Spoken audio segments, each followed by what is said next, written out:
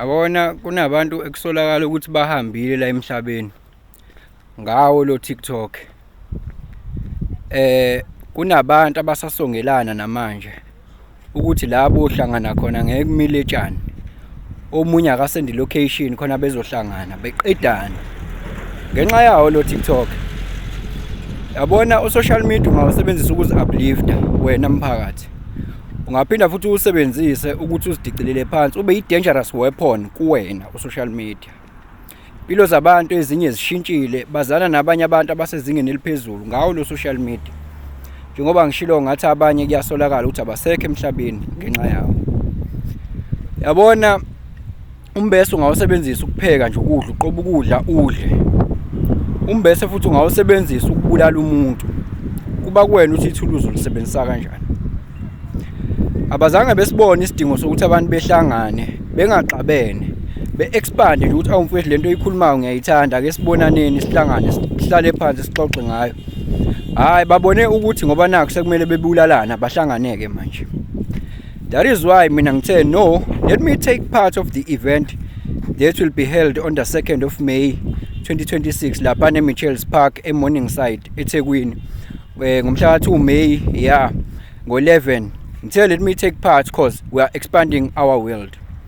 Ngalesi sikhathi ubingelelo changes akasho ukuthi kungenzayo noma yini noma inini noma kanjani kunoma ubani ngoba impilo ayisiyona lento ocabanga ukuthi iyona. Possibilities are infinite in the universe. Your own consciousness is your own limitation. Kukude lapho esisuka khona futhi kukude lapho esiya khona. Beka phansi umoya ungatatazeli uyabona.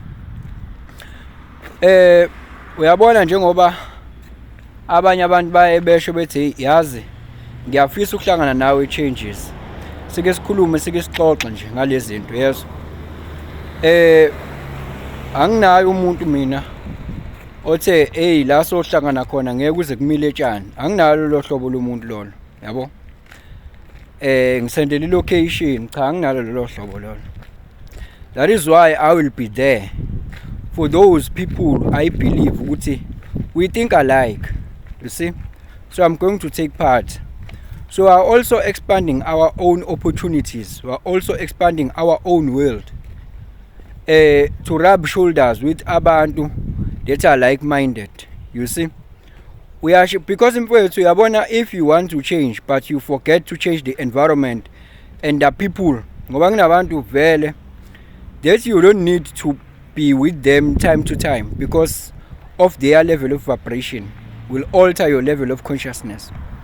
So hence we are going to be there with those kind of people whom we believe they are vibrating to the level of consciousness that matches our level of vibration. Ukuze expand nama opportunities sikwazi ukuexpanda nemhlaba yethu uyabo. So usebenzise uTikTok lo social media ngendlela that will be beneficial to many of us because there where you are the one who is capable to change the environment yakho nabantu. Yabona i-vibration osuke usuyipossessa wena. You are capable of changing those people.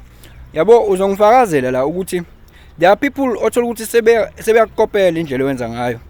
Now sebeyabona la ungathi uphila impilo emnandi uyayifikela la ithulela ezenzile into zakhe. So ukuthi nabo they are doing the same. Obakubona ukuthi uya exercise indlela ngayo sebeyashintsha.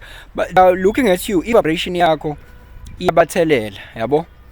Lo law of gender ke leyo ke umthetho loyo yabo. So ake sihlangane ke ngezinto ezinhle ozani ke lapha eMichelle's Park ngomhla ka2 May sibonaneni. Mina I will be glad to have you around. Ukubhuka ke kune link ekhona la vele kwi profile yami ebhala ukuthi akashenmedia.schedulista.com. ungayiclicka. Limited number of people ke by the way abavumelekile. Yonke information uzoyithola la ubhuka khona. Yonke into uyithola khona lapho la ubhuka khona. Mawukuthi usebenzisa uyakwazi ukuskena i-QR code. Scan i-QR code lela i-profile picture yami scan yona. Uzokwazi ukubhuka ngayo. Ngiyabona. So sikwazi ukuthi sibe mnandi sibe mtororo. Sishintsha umhlaba. Kwakha i-heaven on earth ayizuvela izakhekele nje.